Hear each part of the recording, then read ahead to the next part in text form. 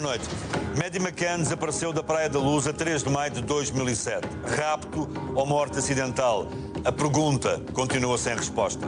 10 anos depois, num trabalho de investigação inédito em Portugal com a marca do Correio da Manhã e da CMTV, Gonçalo Amaral regressa ao local do crime e identifica as falhas de uma investigação que considera ter estado condenada desde o início.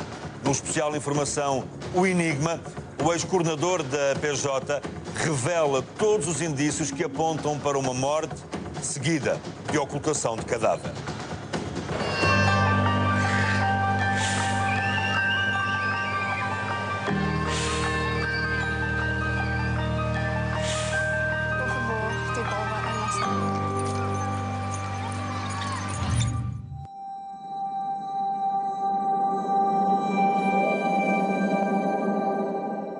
Alguém disse, se está morto, mostrem lá o corpo. Portanto, alguém tinha a certeza que não aparecia corpo.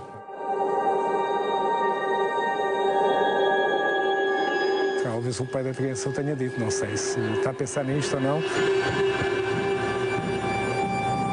Okay, spin around, darling. Right round. Oh, yes, I can see your wings. Há fluidos corporais e odor de cadáver.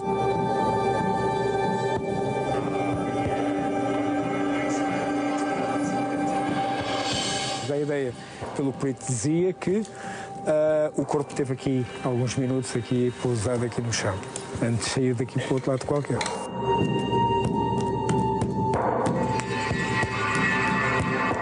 O corpo, quando foi colocado naquela bagageira, tinha que vir de um sítio onde tivesse congelado.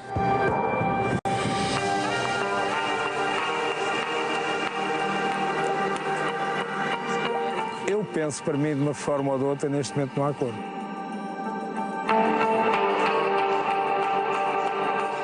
E onde é que fica a justiça para esta criança? Mas o que houve foi política. Política a mais.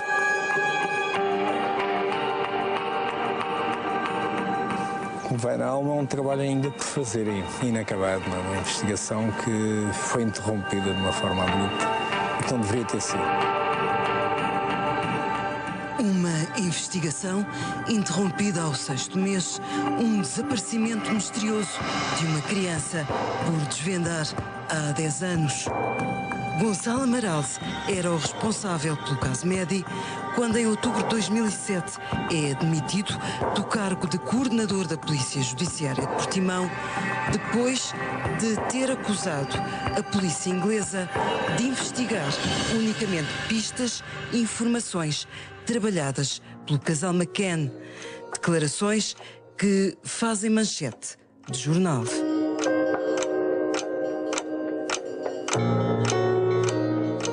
Quem disse a uma jornalista de que a polícia britânica devia se preocupar com aquilo que foi acordado cá em Portugal, que era seguir a linha de investigação do eventual envolvimento dos pais no desaparecimento da miúda, fui eu, portanto tenho perfeita consciência de que viesse a seguir. Depois, o que disse o Dr. Olímpio Ribeiro, a decisão que tomou de me retirar daqui de Portimão, ficando cá a investigação, no fundo era-me retirada a investigação, é uma consequência disso. Ele disse que era o óbvio, mas não há coisas que sejam assim tão óbvias quanto isso. Mas isso abriu a porta para o arquivamento do processo e foi o que aconteceu. A ideia era sair do continente mesmo. Não era ser exilado, mas quase. Após 6 meses de trabalho, o inspetor da PJ é afastado quando seguia uma linha de investigação que defendia que Madeleine McCann tinha morrido aqui, no apartamento 5A, a 3 de maio de 2007, num cenário em que os pais da criança seriam os principais suspeitos da ocultação do cadáver da menina.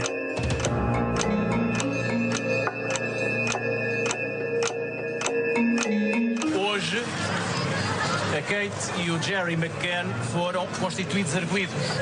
Em setembro de 2007, o casal McCann tinha sido constituído arguido num caso em que, desde o início das investigações, considera Gonçalo Amaral, houve política a mais e polícia a menos. A direção da polícia e o próprio procurador, na altura da República, quando as indicações são no sentido de arquivar o processo, está a tentar fazer o politicamente correto. E isso não é normal que assim aconteça numa investigação criminal. Na altura, o Correio da Manhã escreveu que Pinto Monteiro foi o primeiro a saber do desaparecimento da Média. Lembra-se de... Não, os primeiros a saber do... Mas é possível que assim tenha acontecido, ou seja, estamos no politicamente correto. Pode ter havido canais paralelos, isso pode ter havido canais paralelos, mas até porque também não é normal, dentro dessa questão da política, um embaixador de um país estrangeiro ter vindo ao local, ter como a polícia, ter ao local da investigação e ter pressionado de alguma forma no sentido de que isto tem que ser rápido. Portanto, isso também não é normal. E foi o que aconteceu, porque depois dessa reunião no sábado a seguir, portanto estamos a falar dia 3, 4, 5 de maio, o diretor da polícia vem fora das instalações a ler um comunicado a dizer que estávamos à procura de um raptor quando tinha acabado de ser a reunião com o embaixador, coisa que nem eu nem outras pessoas concordaram. Termos provas de que de facto ela pode ter acontecido o pior, nós continuamos a pensar que ela pode estar viva. Como sabem, pela ordem jurídica portuguesa, não é só o rapto que dá resgate.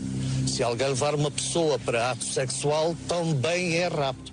Estes pais, desde o início, tiveram tratamento especial. Estes pais não tiveram tratamento. Eu, se calhar, naquilo que chama a minha ingenuidade, eu fico-me pelo facto de eles serem da classe média alta britânica e de os britânicos não gostarem que os seus doutores, digamos assim, façam porcaria no estrangeiro e que sejam condenados por isso, ou de alguma forma escrutinados por isso. Penso que é por aí que há essa proteção. I've been in touch closely over the last few days with cabinet ministers here in Portugal, with the Prime Minister's office and with the Portuguese police authorities.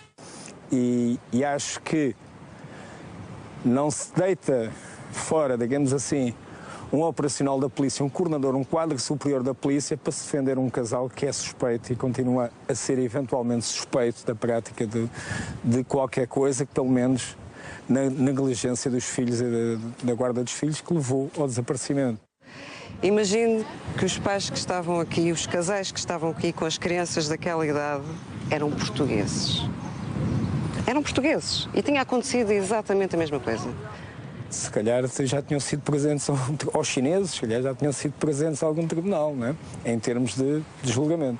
Há uma falha aí, quer dizer, há um crime à partida. A falha, como eu lhe digo, a falha vem logo disto, são quase 24 horas depois daquilo acontecer que temos cá o embaixador. E aí é a grande pressão política.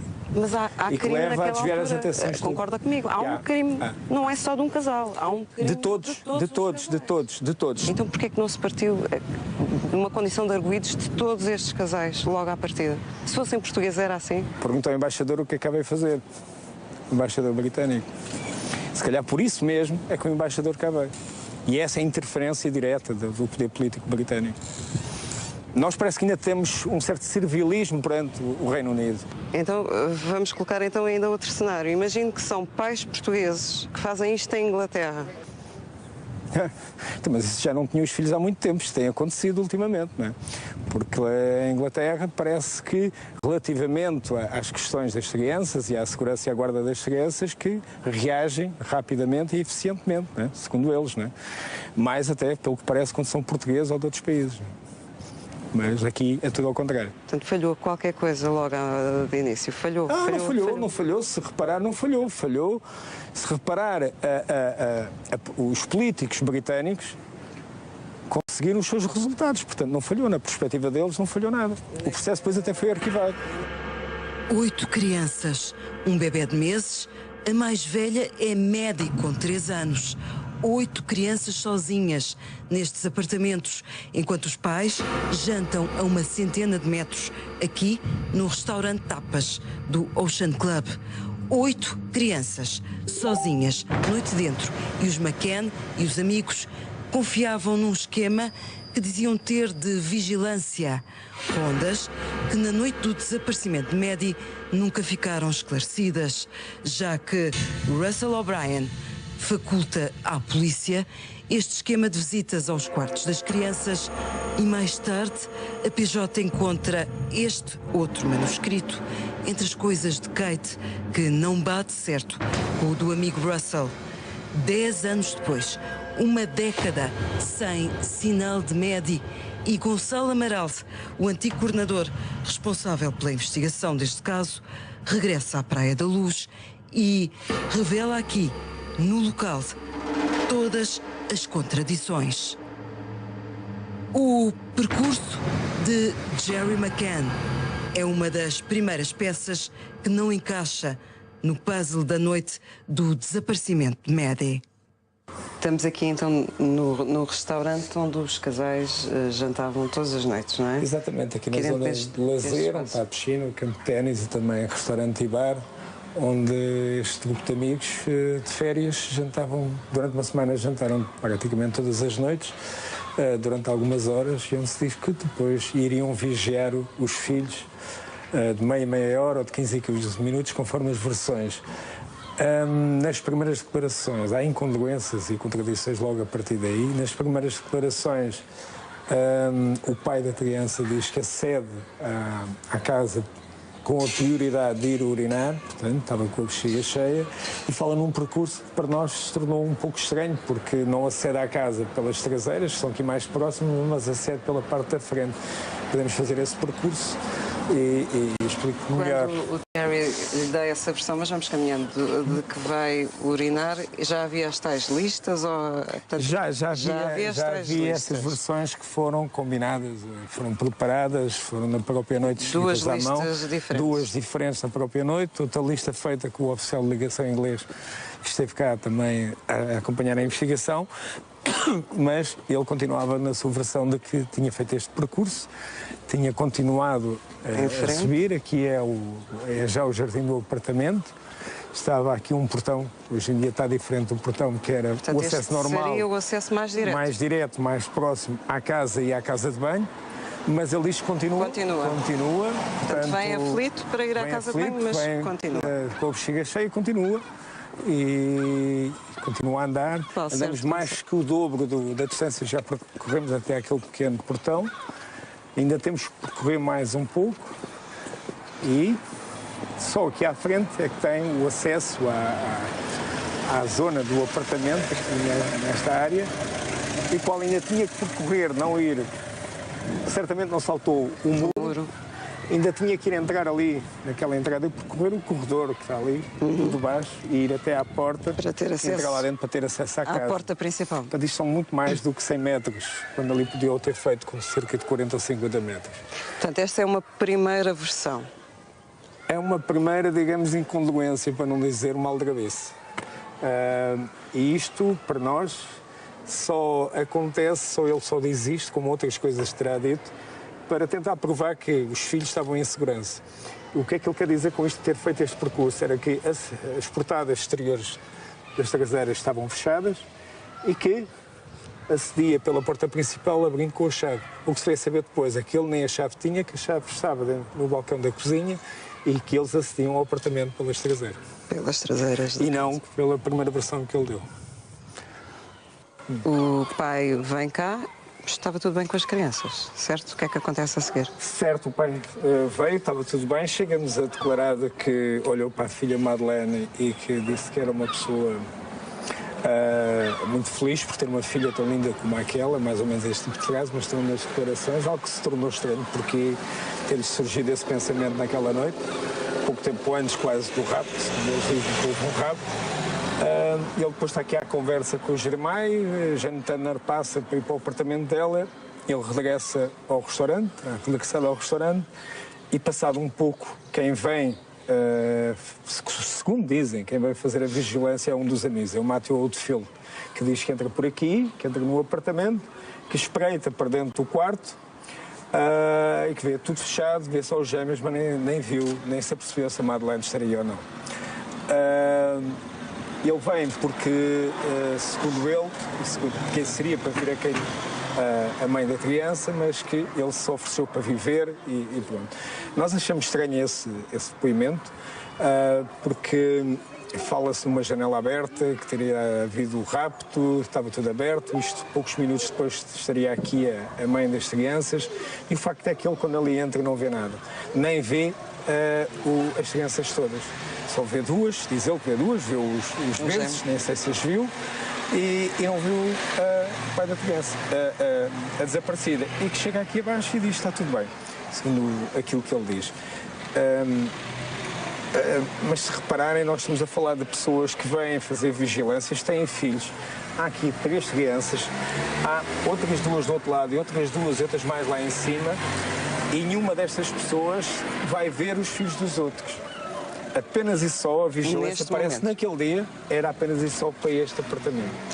O que se torna estranho. E de vários, quando se dizia que ajudavam-se todos a ver vigilância, a fazer vigilância às crianças. Os avistamentos são outros dos calcanhares de Aquiles numa linha de investigação de um possível rapto. Ele, quando sai, encontra aqui uma outra pessoa que está de férias, é um inglês também, Jeremiah Wilkins, que está a passear o filho para adormecê-lo. Encontram-se, estão aqui à conversa, no momento em que, segundo diz a amiga dele, do pai da criança, Jane Tanner, sai do restaurante para ir ver da filha e que passa por aqui, passa ao pé deles e é que avista ali ao fundo da rua um homem com uma criança ao colo. Portanto, ela diz daqui até lá em cima, ao meio, ali da estrada. E numa primeira versão diz que vê os pés, só vê o homem de relance, porque consegue descrever, mas depois o depoimento dela vai crescendo ao longo vai sendo enriquecido ao longo dos anos. Mas a questão é que, para nós, ela não passou, porque eles não viram também, não a viram passar. E a questão é que ela terá, que era o normal que acontecesse, era assim que acontecia todos os dias, não havia razão nenhuma para ir naquele dia, àquela hora, ir por aqui acima, porque o acesso era por esta zona, entre a zona do restaurante e piscinas e as traseiras do apartamento habitado, que é logo aqui à frente. Portanto, era o acesso mais curto e mais cómodo, e não passar pelo outro lado. E as próprias varandas têm acesso da rua, portanto, não são moradas? Não, são estas entradas aqui, são estes pequenos jardins, são os acessos às portadas traseiras que estavam todas abertas. Isso tem tudo a ver, essa questão a forma de aceder aos apartamentos é, como disse o pai da criança, é a questão de provarem que os filhos estavam em segurança. Estavam todos fechados e só podia-se aceder aos apartamentos pela porta principal, o que é mentira. Acedia-se aos apartamentos e eles faziam isso pelas as portadas das traseiras. Esta testemunha está aqui a falar com o pai da criança, diz que depois quando iria para casa, ou vinha de casa, vê à porta desse apartamento, porta principal, o apartamento de Jantana, uma mulher vestida de púrpura, de cor púrpura, a fumar. Terá sido nessa posição que ela possa ter visto qualquer coisa, porque de resto aqui não viu nesse local, só do outro lado é que pode ter visto. Aliás, se ela diz que fez este percurso e que viu o homem ali, portanto, se aquele seria o raptor, já a janela, conforme depois vem a dizer, estaria aberta, já se via a luminosidade e ela teria que ver, e ela também não viu nada disso. Bom, portanto, a gente andar naquela noite e a ver qualquer coisa, seja o que for, é a partir dali, é com aquela visão. Não consegue ver o que se passa aqui em cima desta estrada, praticamente, mas consegue ver o que se passa mais ao nível dela, mais no corredor de acesso, do corredor que vem da casa, do apartamento habitado por a família McCann. E, portanto, o que ela pode ver, e conjugando isto com o avistamento feito pela família Smith, é alguém com uma criança ao colo a andar neste sentido, no sentido da direita dela, do lado do apartamento, no sentido contrário, no sentido para a esquerda dela. Portanto, um sentido ascendente.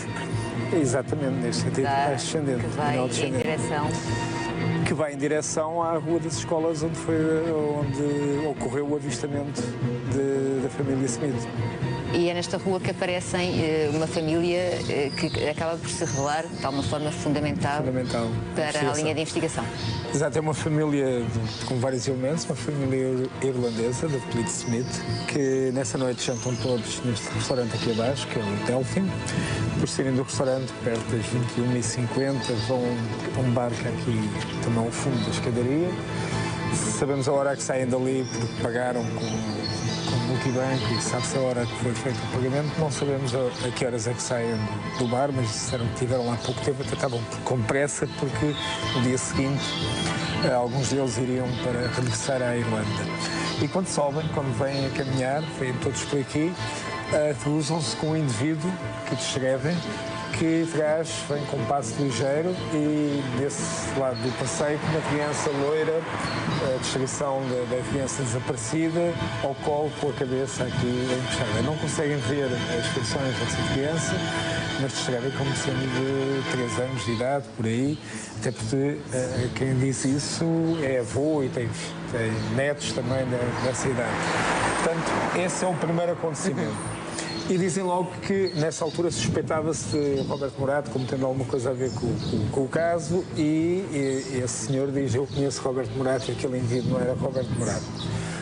Mais tarde, já quando os pais da criança regressam à Inglaterra, estamos a falar em setembro, depois, em meados de setembro, há uma imagem televisiva que se vê o casal a chegar à pista, a descer do avião, a andar na pista e essas testemunhas, essa testemunha principal vê e para ele, quando vê o pai da criança desaparecida com um dos gêmeos ao colo, naquela posição como eu tinha visto aqui, a forma como andava, diz: eu estou a ver a pessoa com quem me cruzei naquela noite de 3 de maio na Praia da Luz. É aquele indivíduo. Ligou para a polícia e prestou o seu depoimento, digamos, pelo telefone à polícia.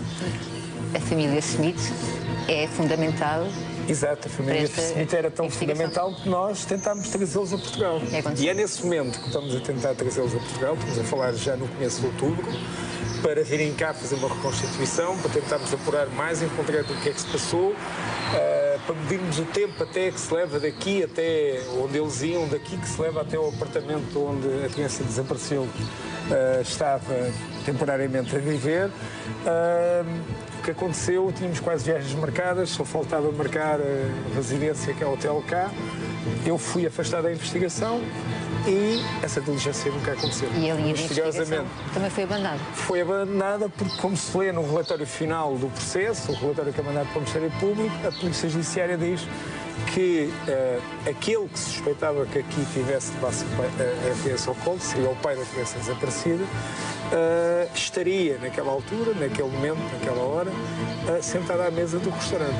Portanto, o estaria não é uma certeza e, portanto, vale o que vale. Portanto, se estaria, não estava, não há certeza que estava. E há testemunhos do restaurante que dizem que ele se ausentou pelo menos meia hora, mas também não conseguem localizar o tempo. Horas certas, não estão a marcar o ponto, digamos assim. Portanto, é tudo próximo dessa hora, das 21h30, 22h, mas não há certezas em termos de hora certa. De qualquer forma, em termos daquilo que é possível apurar, a família Smith era um testemunho importante e credível? Era e é. Continua a ser um testemunho importante e credível e dentro da linha de investigação de a eventual responsabilidade dos pais no desaparecimento da criança, é importantíssimo continuar com essa linha de investigação. Ainda dentro da tese do eventual raptor, também a janela se transforma num beco sem saída. Esta é a janela do quarto onde estavam as crianças. Estava a Madeleine e os 2 irmãos gêmeos a dormir. Encostado a esta janela estavam 2 berços, onde estavam os 2 irmãos, e mais perto da porta, um pouco, estava a cama de Madeleine. O que se diz relativamente a esta janela é mais a mãe dela, da criança desaparecida, que o diz, de que quando entrou, ela também faz um pouco mais entender. Os depoimentos dela vão crescendo, vão sendo mais pormenorizados ao longo dos anos. Se repararem no que ela diz à polícia, depois o que ela diz, por exemplo, no programa da Ópera, logo em 2009, quando presta lá declarações, há uma grande diferença. Uma grande diferença é que primeiro entra no apartamento, está tudo sossegado, tudo muito calmo, e houve, quando está para sair, não entrou no quarto, repara, está para sair, houve a porta a bater, e foi ver. Portanto, se veio preocupada em ver os filhos, não tinha ido ver, já estava a sair. E quando vai ver, diz que se depara com a janela aberta, os cortinados afastados, e olha para o lado e vê que lhe falta a filha. I went at 10 and I went into the apartment and there was no crying. I stopped and there was no crying. And then I just noticed that the door was quite open. Which door? The bedroom door, sorry. And we usually have the door, as Jerry said, sort of not closed but ajar, just so a little bit of light gets in so it's not too dark in the room. So I thought, well, Matt must have gone in and left the door open. Same thing he thought. Yeah. So I thought, well, I'll just close it over again. And as I went to close it over, it slammed shut. And I thought, and it was like sort of, you know, a draft had caused it to shut. So I turned behind me and I thought, the patio doors open and they were closed. And I thought, well, that's strange. So then I opened the door thinking I'll open it ajar a bit again. And that was when I kind of looked into the room, and when I just looked, and it was quite dark, and I was just looking at Madeline's bed, and I was thinking, is that her? But I was looking for, why is that Madeline there? And then in the end I walked over and thought, oh, she's not in bed. And then I thought, oh, maybe she's wandered through to our bed. And that's why the door was open. So I went through to our bedroom and she wasn't there. And then I kind of, see then I'm kind of starting to panic a bit, and I ran back into their room, and literally as I went back into their room, the curtains that were drawn over just whoosh, flew open, and that's when I saw that the shutter was right up and the window was pushed right open. And that was when I just knew that someone had taken her. Diz que depois a reação dela é procurar debaixo das camas se está a filha, por todo o lado. As camas são sumias, eram sumias, não se consegue procurar debaixo da cama. E depois o que faz, depois de procurar, não telefona para ninguém, não vai à varanda do outro lado por onde acedeu gritar para o marido ou para os amigos que estão a poucos metros, alguns metros, mas um poucos metros a jantar, sai disparada em direção a esses amigos, deixando para trás os dois filhos. O que é estranho, dois filhos que estavam a dormir e continuaram a dormir. A partir daí, entra muita gente no apartamento. Às 10h30 da noite, a vizinha de cima ouve a mãe das crianças a dizer que abandonámo-la. Vem à janela do outro lado e fala com o pai das crianças, e o pai das crianças diz, e ela fica admirada por isso, foi uma criança que desapareceu, não diz foi a minha filha que desapareceu, foi uma criança que desapareceu. Isso às declarações dessa senhora, que ficou chocada com o que lhe disseram. Também se ofereceu para dar o telefone para ligarem às autoridades, disseram que já tinham ligado.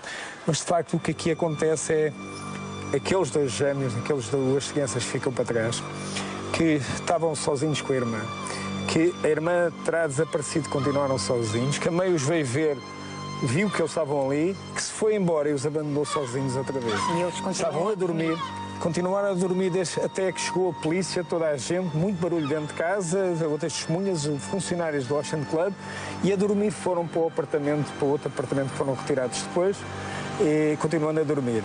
Onde mais tarde se veio a saber que a mãe passou a noite toda com a mão a ver no nariz e na boca, a ver se eles respiravam, coisa que também e isso é um pouco indicará estranho. o quê, na sua opinião? Indicará que ela sabia que eles poderiam estar sedados, digamos assim, alguma coisa. E estava com medo que alguma coisa pudesse acontecer a eles, como porventura poderá ter acontecido à criança desaparecida.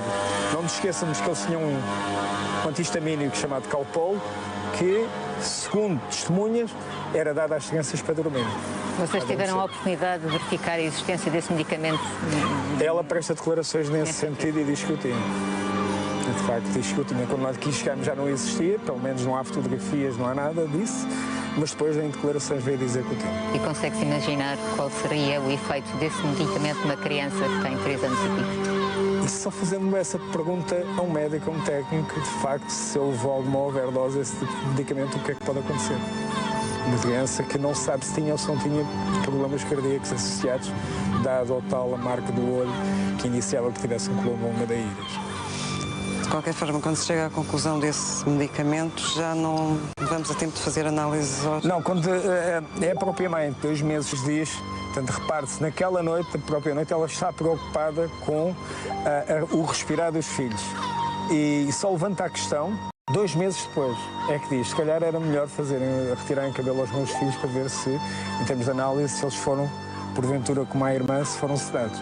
Sabendo ela como médica, 2 meses depois já não existe. Exatamente, são médicos os dois. Quem é que conta que ela estava a ver se os filhos respiravam? É a Fiona Payne, a mulher de David Payne, que na tal carta revogatória que foi cumprida em Inglaterra presta isso em declarações, esse tipo de declaração. Foram feitas um exame de recolha de impressões digitais dentro do apartamento, nomeadamente nas superfícies lisas, nomeadamente nos vidros.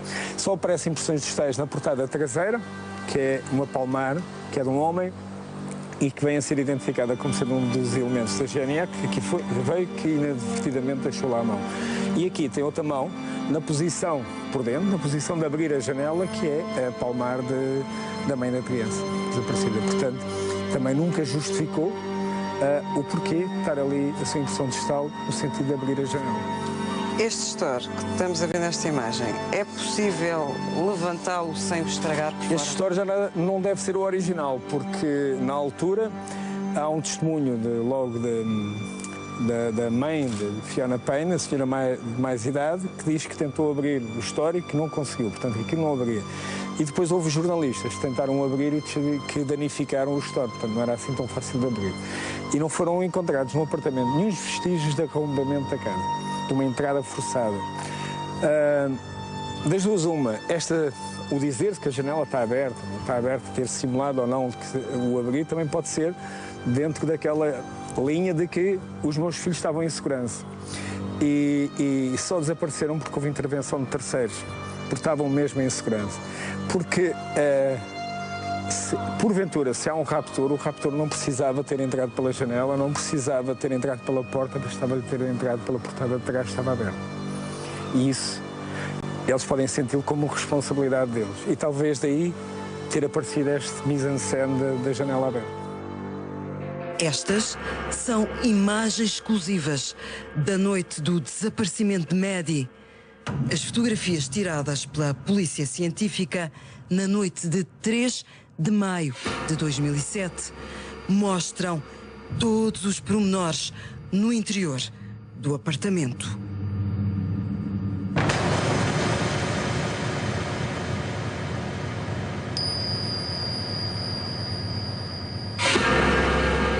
E dentro o que se vê é a cama da criança desaparecida como se não tivesse sido utilizada, toda normal, e o próprio cobertor que ela utilizava, onde se agarrava para dormir, também muito dobradinho ao canto da cama, na cabeceira, portanto como se nunca ali tivesse dormido naquela noite. Não há marcas de luvas, não há marcas de arrombamentos, não há marcas de luvas, não há marcas de pesadas do outro lado de alguém que tivesse tentado saltar pela janela, porque a janela, o parapeito são cerca de 90 centímetros, ninguém consegue passar com uma passada para o outro lado. E dentro deste apartamento, na tarde de 3 de maio de 2007, terá estado David Payne, que por volta das 6h30 da tarde diz ter ido ver se Kate precisava de ajuda para tratar das crianças. O amigo dos McCann afirma ter visto Maddie McCann às 6h30 da tarde, aqui, com a mãe e os dois gêmeos. David Payne, um dos amigos que passava férias com o casal McCann, é a grande figura enigmática desta investigação. David Payne vem aqui e é o que se diz que é para ajudar a mãe da criança a dar-lhes banho, dar banho aos filhos, mas se terá chegado aqui já tinham dado banho. Há quem diga que ele demorou 30 minutos, quem diz? Que é o pai da criança, e ele diz que só demorou 30 segundos. Quando foi ouvido em declarações foi difícil ouvi-lo em Inglaterra e não foi na presença da polícia portuguesa. Ele o que diz é que quando viu essas crianças que eles eram anjos imaculados. Tinha visto ali uns anjos imaculados, que é algo que também pode ser muito bem em termos literários, mas na prática, quando se está a falar do que aconteceu aqui, falar em anjos imaculados é assim um pouco estranho falar dessa maneira. David Payne é a figura mais enigmática que existe aqui nesta história. É a figura que 2 anos antes levanta suspeitas a um outro casal por aquilo que ele dizia relativamente à criança desaparecida. E o que é que ele dizia concretamente? O que ele dizia perguntava, segundo as declarações feitas em Inglaterra, como denúncia policial em Inglaterra, depois disto acontecer, depois desta pessoa ter visto ter verificado que David Payne estava aqui presente, dirigiu-se à polícia e disse que 2 anos antes... livre vontade, foi à polícia e disse 2 anos antes, em Maiorca, esse senhor sentados à mesa lá do jardim, com a miúda a brincar, portanto teria 1 ano e pouco, a Madeleine, quase 2, terá perguntado ao pai da criança se ela fazia isto e mexendo no mamilo, e que aquilo a assustou, e que disse ao marido que este indivíduo nunca mais dá banho às minhas filhas, também eram filhos pequenos, portanto ele tinha essa, não sei se paranoia, mas esse interesse em dar banhos aos filhos dos outros, uma coisa assim muito estranha. E nesse momento como é que reage o pai da Madeleine a essa conversa? Isso está nas declarações dela, portanto não tem uma grande reação, não fica chocado nem nada com isso. Está nas declarações. Essa denúncia que é feita em Inglaterra nunca mais se sabe o que é que aconteceu. Vocês sabem dessa denúncia quando, Gonçalo? Nós sabemos dessa denúncia porque quase no momento em que eu estou para sair, ou poucos dias depois de sair da investigação, há um mail que vem de Inglaterra, de colegas nossos, sobre um outro tipo de assunto, e no meio alguém colocou essas declarações e essa denúncia. Entendo, alguém disse, isto está aqui, vejam lá o que é. Ou seja, era suposto a polícia portuguesa nunca saber. Não saber. No entanto, o David Payne e o pai da Maddie eram velhos conhecidos. Dizem que sim, eram conhecidos. Isso também é o que se diz, não é? Também não conseguimos averiguar nada, não. O que sabem, de facto, do David Payne? O que é que a polícia portuguesa ficou a saber? Pouco sabe. O que nós sabemos é isto que já lhe disse, e é também, para já que foi quem organizou a viagem aqui e as outras férias também. Tinha esse, não sei se fetiche ou quase parecido, de dar banho aos filhos, às crianças dos outros casais que acompanhavam de férias. E que logo no dia 4 de manhã há uma assistente social britânica que estava aqui a residir aqui perto, que se deslocou aqui para dar apoio, como técnica, que mostrou as suas credenciais para dar apoio. E para lhes dizer ao casal que não falassem muito com a comunicação social, para se protegerem, e que viu esse indivíduo. E que logo após ter avistado com o indivíduo, ela foi corrida de casa, literalmente. E as declarações que ela presta depois à polícia é que conhecia David Payne, aquela pessoa que apareceu, ficou a saber que era David Payne, de processos ocorridos em Inglaterra. Não sabe-se como testemunha, como suspeito. Mas essa linha de investigação também nunca soubemos o resultado em Inglaterra. David Payne só é ouvido em Inglaterra. Por cá, há cães especializados que revelam novos indícios. Odor a cadáver. E vestígios de sangue. São os cães ingleses, com um perito em inglês, um treinador, que são cães utilizados para detectar odor de cadáver, e outro para detectar fluidos corporais, nomeadamente sangue. Foram propostos pela polícia inglesa numa fase em que se apontava para a eventual responsabilidade dos pais no desaparecimento da criança. Portanto, aqui neste apartamento foi encontrado odor a cadáver aqui neste jardim, na parte dentro do jardim, e também no interior da casa, na zona do quarto habitado pelos pais. Junto ao roupeiro. Junto ao roupeiro, exatamente. E também fluidos corporais no cortinado e no chão, numa parede que dá para o outro lado, mas, portanto, aqui na sala também foi encontrado esses vestígios. Portanto, isso foram os vestígios que foram aqui encontrados. A ideia, pelo perito, dizia que o corpo teve aqui alguns minutos aqui pousado aqui no chão, antes de sair daqui para o outro lado qualquer. Portanto, temos odor a cadáver aqui fora, nesta aqui zona? Fora, aqui na zona aqui dos arbustos, aqui por baixo. Portanto, isso está filmado, está documentado, e também dentro de casa. Estas são imagens do momento em que estes cães, que já ajudaram a resolver mais de 200 homicídios nos Estados Unidos e em Inglaterra, dão sinais que vão provocar uma autêntica reviravolta na investigação. Eddie detecta odor a cadáver aqui, junto ao roupeiro do quarto do casal McCann.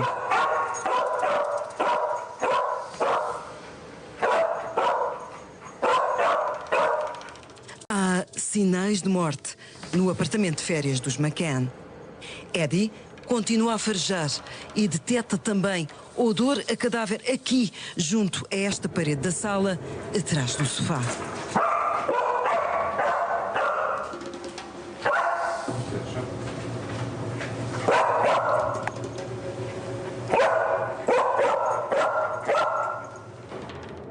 Kela, o outro animal treinado para detectar vestígios biológicos, assinala a presença de sangue no mesmo local.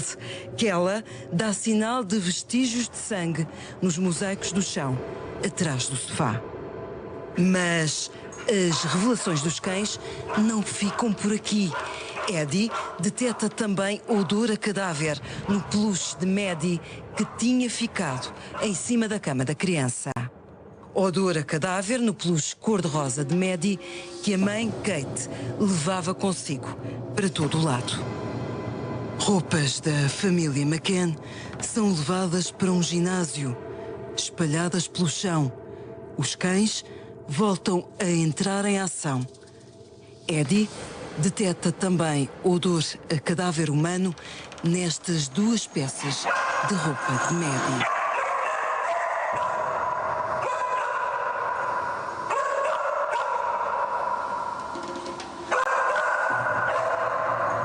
E cheiro a morte também nesta blusa e nestas calças de Kate. 24 dias depois do desaparecimento de Maddie, os McCann alugam um carro. Essa viatura é também agora sujeita ao trabalho dos cães. Eddie assinala odor a cadáver na parte inferior da porta do condutor.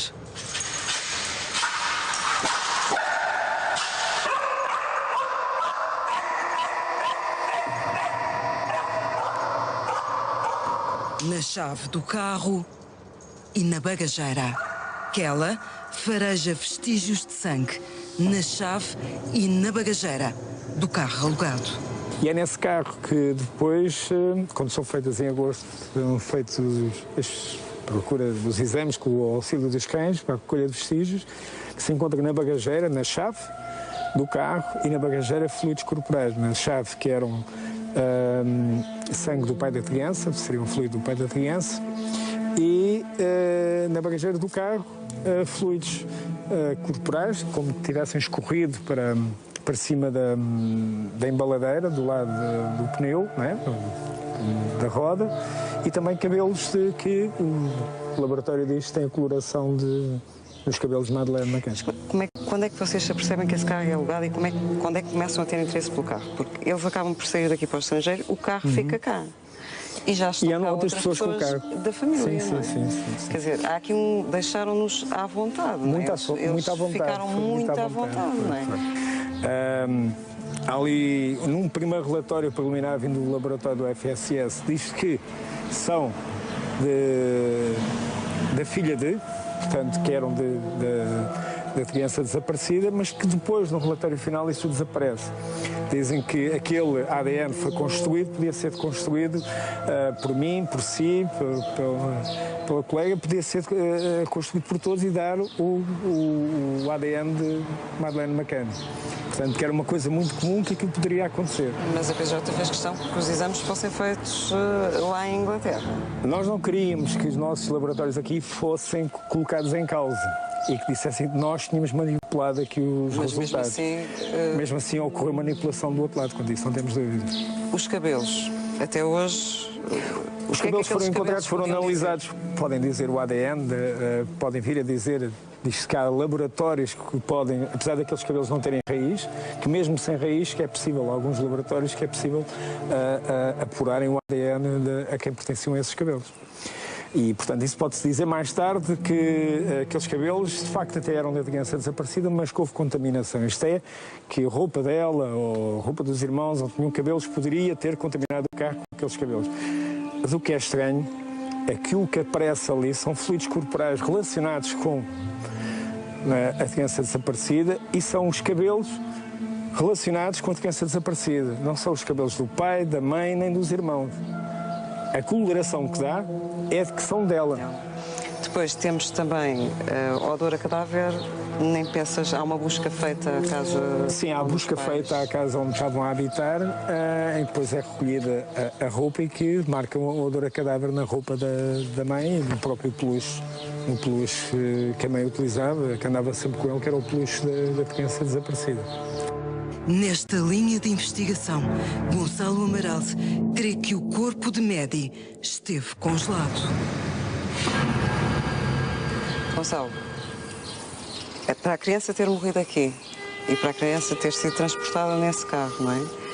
Este corpo teve que estar escondido. O que é que se fez a este corpo? Se o carro foi alugado meses depois,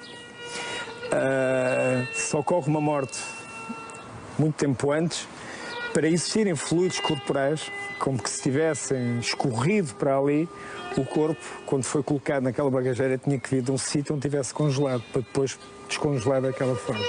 Porque senão o corpo estava mumificado, seco, podre, mas não iria deixar assim esses fluidos corporais. Só podia ser a congelação. Em princípio, muito provavelmente a congelação. Mas para congelar significava que a miúda tinha 3 anos. Ter uma arca frigorífica é o suficiente. Onde é que poderia isso? E é aqui que surge um apartamento de mistério. Nós, na altura, havia informações de que eles iriam, muitas noites, a um apartamento que se situaria perto do cemitério, aqui na Praia da Luz. E, na altura, estamos a falar já em outubro, nós soubemos essa informação já depois de eles terem saído, andávamos a tentar apurar junto de certas pessoas de onde veio a informação qual seria o apartamento. Já depois da criança ter desaparecido? Sim, já depois da criança ter desaparecido. E, portanto, era uma dos caminhos que estava a ser percorrido. Outra era também a carta rogatória para utilização dos cães na roupa dos amigos, nas bagagens dos amigos lá em Inglaterra, mas também isso não foi autorizado. Não foi autorizado. Os cães foram aos apartamentos dos outros... Foram outros apartamentos aqui também. E nada? Nada. Sempre colocou em cima da mesa um cenário de acidente seguido de ocultação? Sim, essa foi sempre digamos que a hipótese mais diplomática. Não querendo entrar muito em outro tipo de cenários, mas avançando com um cenário que era de alguma coisa aconteceu-lhe uma morte, vamos por aqui, depois logo se vê o que é que isso irá dar mais para a frente. E era a criança, porque há um momento em que já relatei, em que o pai da criança está aqui fora a falar com o amigo, e pensei, pode-se ela ter acordado, como já tinha acontecido, e ter tentado chegar à janela para falar com o pai. E pode ter caído. Até essa é a hipótese que se põe do acidente. Que é apenas e só, nesse capítulo, uma mera especulação, porque há factos mais concretos. É a questão do uso do Calpol e quais os efeitos que isso podem ter tido ou não. Portanto, não temos dúvidas nenhumas que aquelas crianças eram postas a dormir com esse tipo de medicamento. O que é que aconteceu por causa disso? No sé si ainda é tarde para averiguar, mas é una línea de investigación que tem que ser seguida. Cuando vosotros os enteráis de eso, de que la policía ha descubierto sangre en el apartamento, ¿cómo reaccionáis? You know what? This is all investigation. And you need to speak to the police. You know, all your questions are about the investigation. We can't comment on them. Jerry? No. We can't answer questions about it. I asked about your reaction. Speculation. Your feeling. Your feeling. So that you can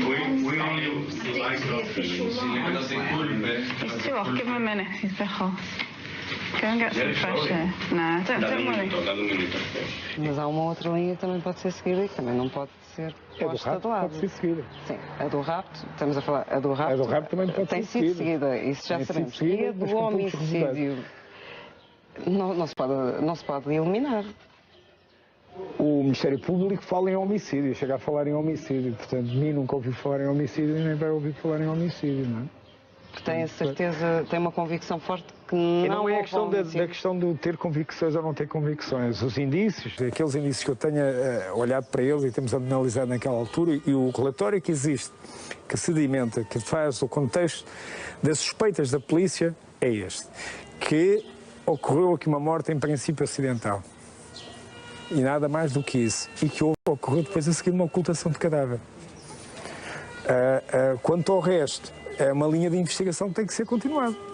Estas eram as convicções dos investigadores portugueses e ingleses em setembro de 2007.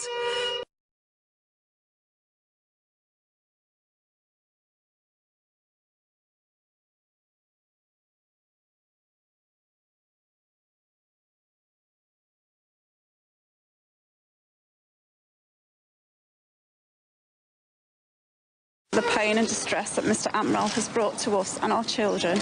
And we want to get justice for Madeleine.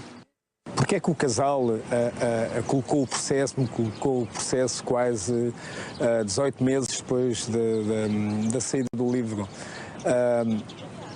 Eu vim-me a perceber, uma das principais razões tem a ver com a imagem deles. A outra é de que iam ser inocentados. Agora ia-se provar, chegaram a declarar isso à porta do tribunal, à porta do Palácio da Justiça, que se ia provar que eles estavam inocentes. Quando nós estávamos a discutir um processo civil, onde se discutia se eu tinha escrito ou não escrito um livro no âmbito da liberdade de expressão, da opinião e da informação. Era apenas só isso que estava aí em discussão. Quem pôs a fasquia da inocência, de serem inocentes e destas decisões dos tribunais portugueses virem provar a inocência, foi o casal. Quando eles diziam que os esforços deles era para encontrar, os esforços estavam direcionados para encontrar a filha, não era no tribunal que se ia encontrar a filha. A única preocupação foi a imagem deles, pura e simplesmente, mais nada do que isso. A batalha nos tribunais dura 8 anos. Gonçalo Amaral acaba absolvido. E mesmo já fora da polícia, Amaral continua a defender a sua linha de investigação. Há um telefonema que levanta suspeitas e que, 10 anos depois, continua a ser um grande mistério.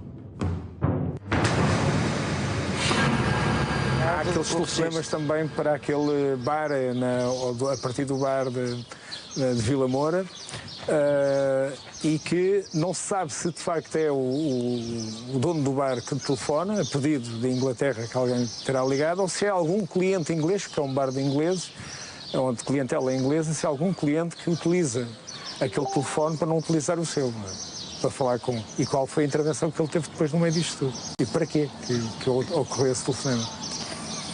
Porque Vila Moura não é aqui. Vila Moura é quase do outro lado do Algarve. O que era preciso ter sido feito, que não foi feito, que era a questão dos pais serem, os pais, porque eram estes os responsáveis aqui pela guarda da criança, terem sido alvo de suspeita inicial, desde logo. E com tudo o que é necessário em termos de investigação, seja de interseções telefónicas, seja de vigilâncias, seja do que for, tanto deles como dos amigos. Porque nós não sabemos se... Imagine que quando aqueles amigos todos vão para casa, ainda está lá a criança em casa. Não sabemos se isso aconteceu ou não, porque a mãe, quando sai de casa, o que diz parece que ela foi-se. Há quem diga que ela diz que eles levaram-no, mas a mãe diz que ela foi-se, como se tivesse falecido. E isso podem ter ido lá tentar, de alguma forma, reanimá-la, seja o que for. Mas, portanto, nós não sabemos de facto o que aconteceu ali. E todos estes foram negligentes relativamente à guarda dos filhos. E só por isso deviam ter sido alvo de uma investigação em concreto. Por favor, devolva a nossa menina. Please give our little girl back. E é normal que uma investigação de desaparecimento de uma criança deste tipo, a investigação comece, levanta suspeitas relativamente àqueles que têm a guarda. Neste caso eram os pais. E, portanto, era por aí que tinha começado a investigação. Isso é que tinha que mudar. Era normal que não existissem telefonemas entre o casal, porque estavam juntos. Se a determinada hora, 10 e tal da noite, há esses telefonemas, as tentativas ou chamadas da mãe para o pai, é porque não estão juntos. E onde é que eles estão? As antenas dão todas as mesmas porque isto é uma localidade pequena. Mas não estão juntos, isso é um facto, não estão juntos. Portanto, o que é que está a acontecer a essa hora? Há também pistas novas, nunca investigadas, que o antigo coordenador da PJ torna públicas. É o caso da Igreja. Em meados de julho, quando aqui na Praia da Luz já não havia muitos jornalistas, já não havia essa pressão de jornalistas, há um período em que não há quase cá ninguém, ou praticamente ninguém, de que são avistados numa determinada noite, quase madrugada, 3 vultos com um saco a entrarem na igreja por uma destas portas laterais. E que dentro da igreja estava uma urna com o cadáver de uma senhora do Reino Unido. E que essa urna foi depois, no dia seguinte, encaminhada para a incineração em Ferreira do Alentejo. Essa é a informação. Não descrevem os vultos, não identificam ninguém, apenas dizem que são 3 vultos que entraram pela porta lateral. esta informação chega-me por uma determinada via, mas também numa entrevista depois que dei, penso que 2 anos depois de acontecer, a jornalista que me estava a entrevistar, que era da RAI, diz que tinha apontado no próprio caderno dela a data em que essa informação lhe tinha chegado a ela aqui na Praia da Luz e que de facto coincidia com aquilo que tinha vindo a saber. Se é verdade, se não é verdade, o facto é que alguém com a chave à capela acedeu e alguém levaria um saco pesado. Alguns agentes funerários que foram depois contratados por mim, por pessoas amigas, dizem que é possível um corpo daquela criança, ter sido colocado debaixo do cadáver da outra senhora, nomeadamente abaixo das pernas. Portanto, que isso é possível. A identidade dessa pessoa não sei qual é, mas é possível que com esta reportagem a pessoa se venha a identificar ou a contatar a CMTV. Nós estamos aqui próximo de uma rua que estava em obras na altura, estava a ser colocado um coletor de esgotos, por exemplo, pode estar debaixo, apesar de tudo o que nós termos lá ido logo nessa manhã, na manhã que viemos para aqui, temos procurado lá no coletor, pode, por exemplo, ter ficado debaixo do coletor. Os colegas lá foram dizem que é impossível, que não encontraram nada, isso pode ter acontecido. Pode ter sido atirada ao mar, pode ter sido retirada daqui para fora, portanto há muitas hipóteses para fazer desaparecer um corpo. Mas esta, de facto, era a perfeita das perfeitas, porque de facto não se consegue depois com as cinzas identificar nada.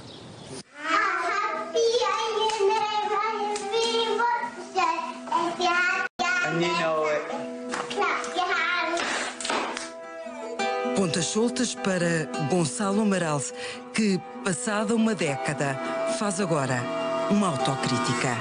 Eu não deveria ter me reformado da Polícia Judiciária. Esta é a primeira. Eu deveria ter, sim, porque não me deixaram defender, a polícia não me defendeu nem a mim nem aos meus colegas daquilo que estava a acontecer, das injúrias, estávamos a ser alvos, estavam a pôr em causa o nosso profissionalismo e a honra pessoal. E eu deveria, de facto, ter escrito o livro, ter editado o livro ainda como funcionário da Polícia Judiciária. Essa é uma delas. A outra, não deveria ter permitido, como coordenador da investigação, de que tivéssemos sido alvo de tantas pressões. Temos sido, até mesmo a colaboração com a polícia inglesa. No fundo, nós no fim é que nos apercebemos, porque quando o casal sai daqui, a polícia britânica que estava cá para ajudar, para cooperar na investigação, também se foi embora. Eles todos foram embora e a sensação que ficou é que eles estavam aqui para proteger o casal. Portanto, aí fomos naivos. Essa é que é a realidade. Fomos diplomatas demais e chegamos ao ponto de sermos naivos. Espero com este trabalho, com a decisão dos tribunais superiores portugueses, que de uma vez por todas a direção da Polícia Judiciária comece realmente a investigar. Nunca se avançou mais na linha da investigação da eventual responsabilidade e é essa linha da investigação que o Supremo Tribunal de Justiça e o Tribunal da Relação dizem que é uma linha de investigação credível e, portanto, se o é, tem que avançar.